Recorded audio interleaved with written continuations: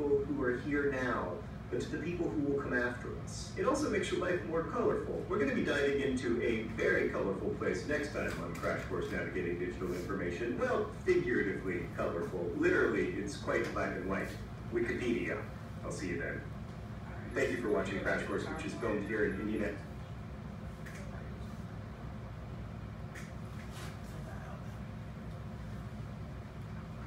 Okay, so back on track. So what is fake news? He didn't talk a lot about fake news, but he was talking about reliable sources and how we use those and where to find them. But right now we're going to talk about fake news. So although the news is frequently biased, we generally consume it as truthful and reliable. Most countries have regulations and laws ensuring the ethical and professional process of news delivery via print, radio, and television are generally adhered to. So countries have laws in place that try to process news and make sure that you're getting what's right and what isn't. And even though news outlets have their own perspective, as like John Green was talking about, they can also be biased. You just have to look at them. So in recent times, technology has enabled anyone to spread information to millions of people without regulation. Unfortunately, this has led to an increase in news coming from dubious sources with the intent of distorting the truth. Dubious just means false, bad, evil, kind of things like that. So you have a phone, and at the touch of your finger, you can report anything at any time that you want to, no matter if it's true or not. So that's making it a lot harder. Fake news, as is commonly known as falsified news, leads us to make important decisions based on false information, but also adds an element of doubt about all the news we consume as a result. So since you know there's fake news in the world, even if you're watching the news tonight or something, you may think, I wonder if this is actually true. I wonder if this is fake news. I wonder if they're reporting on something that they don't know isn't fake. And the problem is not so much the fake news is being produced anymore, more so that we are unaware of how to identify and take it as a fact far too often. So that's what we're going to try and talk about today.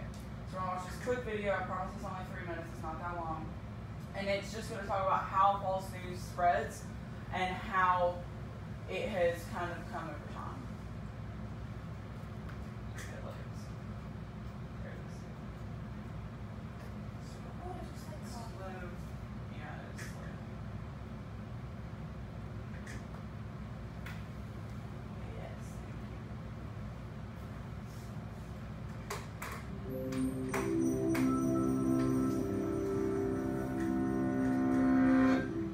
There's a quote usually attributed to the writer Mark Twain that goes, "A lie can travel halfway around the world while the truth is putting on its shoes." Funny thing about that, there's reason to doubt that Mark Twain ever said this at all, thus ironically proving the point. And today the quote, "Whoever said it," is truer than ever before. In previous decades, most media with global reach consisted of several major newspapers and networks which had the resources to gather information directly. Outlets like Reuters and the Associated Press that aggregate or re-report stories were relatively rare compared to today. The speed with which information spreads now has created the ideal conditions for a phenomenon known as circular reporting. This is when publication A publishes misinformation, publication B reprints it, and publication A then cites B as the source for the information. It's also considered a form of circular reporting when multiple publications report on the same initial piece of false information, which then appears to another author as having been verified by multiple sources. For instance, the 1998 publication of a single pseudoscientific paper arguing that routine vaccination of children causes autism inspired an entire anti-vaccination movement, despite the fact that the original paper has repeatedly been discredited by the scientific community. Deliberately unvaccinated children are now contracting contagious diseases that had been virtually eradicated in the United States, with some infections proving fatal. In a slightly less dire example, satirical articles that are formatted to resemble real ones can also be picked up by outlets not in on the joke. For example, a joke article in the reputable British Medical Journal entitled "Energy Expenditure in adolescents playing new generation computer games has been referenced in serious science publications over 400 times. User-generated content such as wikis are also a common contributor to circular reporting. As more writers come to rely on such pages for quick information, an unverified fact in a wiki page can make its way into a published article that may later be added as a citation for the very same wiki information, making it much harder to debunk. Recent advances in communication technology have had immeasurable benefits in breaking down the barriers between information and people. But our desire for quick answers may overpower the desire to be certain of their validity. And when this bias can be multiplied by billions of people around the world nearly instantaneously, more caution is in order. Avoiding sensationalist media, searching for criticisms of suspicious information, and tracing the original source of a report can help slow down a lie, giving the truth more time to put on its shoes.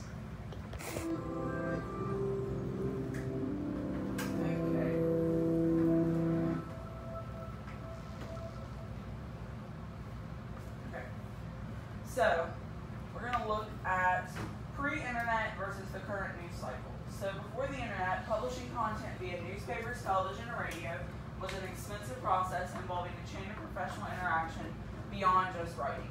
So still today you have people that go out in the field and news reporters that go out into a situation to evaluate it and see what's worth talking about. But it was a much bigger deal to do that years ago because you had a newspaper that ran in the morning, a newspaper that ran at night, and news shows were on at certain times during the day. So they had to get information quickly, but not instantaneously like it is now.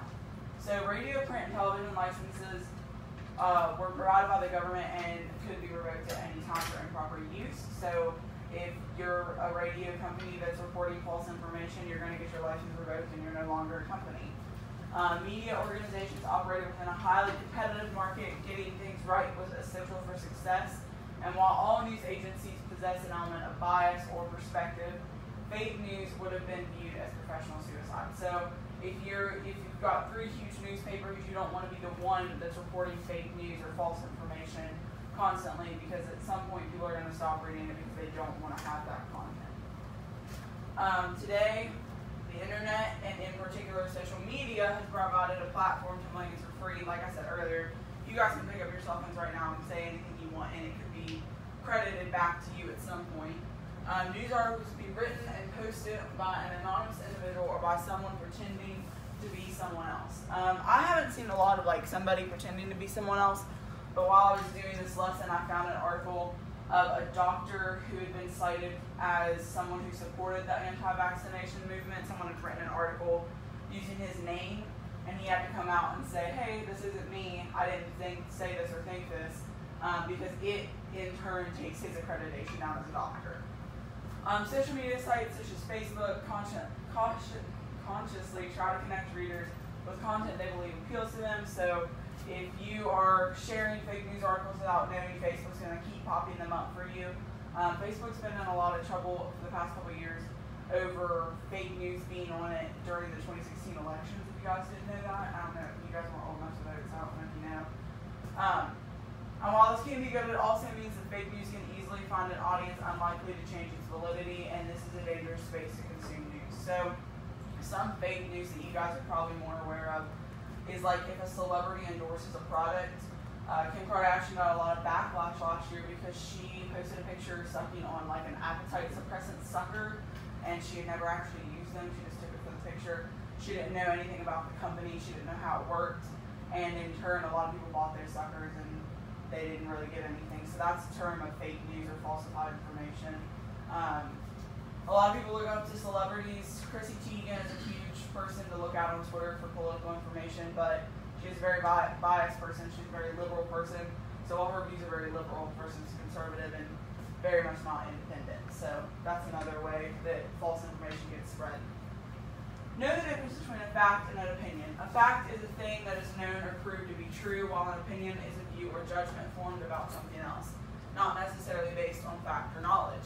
So good news will have a healthy mix of both. And when I say healthy, I mean There will be more facts than opinions. If you're reading an opinion piece, it's going to be a lot of opinion, but you want it to be more fact-based. So how to spot fake news? Like we talked about earlier, you want to look at the URLs of a website. Any reputable domain is going to be a .com, a .org, a .edu, .net, .co.uk, or a .gov. Questionable domains would be a .biz, .info, .com.co, or .tv. .info is the one that always confuses people because people think, oh, this is an informational website, they're not going to lie to me, but they definitely will. They do it on purpose to try to get you pulled into the information. Read the About Me section of the website. Reputable news sites are keen to tell you who they are, who runs them, their structure, and key people within their organizations. In our crash course video, they were talking about the daily costs and how they had a masthead. A masthead is just a list of people who run that website, who operate through that website. So you want to know who does that. You can usually find what? Why is .com in the reputation? So .coms, like I was talking about earlier, some .coms are reputable. Britannica.com is a very reputable website. Wikipedia.com isn't reputable, but there are other ones like SparkNotes.com is pretty reputable. Schmoop.com is pretty reputable. You just have to be aware of all the other things that we're going to talk about to make sure they're reputable.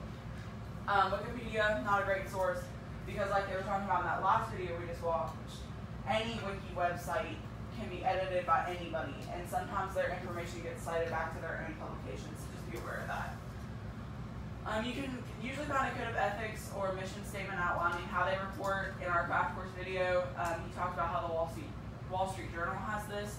They have a whole page on why they do the things they do, why they want to do that, and how they do it. If a news site doesn't have an About Us section, then it's likely to be dubious. A site with an About Us section but no means of contacting them should also raise suspicion. Reputable websites are going to want you to reach out to them. They want to expand the community. They want to stay reputable, so they're going to want to talk to you guys. You should always check for quotes. Quotes or a lack of them are a major giveaway in identifying fake news. Genuine publications have multiple quotes from relevant experts. If there's a quote, make sure they matter. If you're reading on deep sea fishing and a medical doctor says something about it, maybe not the best source. A quote from anyone without an explanation as to why they've been quoted carries little or no value also. So if you're reading an article about golfing, I've never been golfing, and they say, Emily Fairchild said this, it's not going to matter. So if they don't have an explanation, a lot of times they'll say, Dr. So-and-so works at Stanford University in this department, you should listen to them because of this. That's when you should know if they matter or not. And always check more than one source. A paper written with only one source isn't going to be a good paper. You're just going to reiterate whatever that one article that you found says. Even if it's 10 pages long, you should still use more than one source to get a different perspective, different information, and to validate what you're saying. And you also need something to tell you it's true or that your perspective isn't the only one. So now we're going to get into my favorite part about research. I told you I was a research nerd earlier. And this is called lateral research.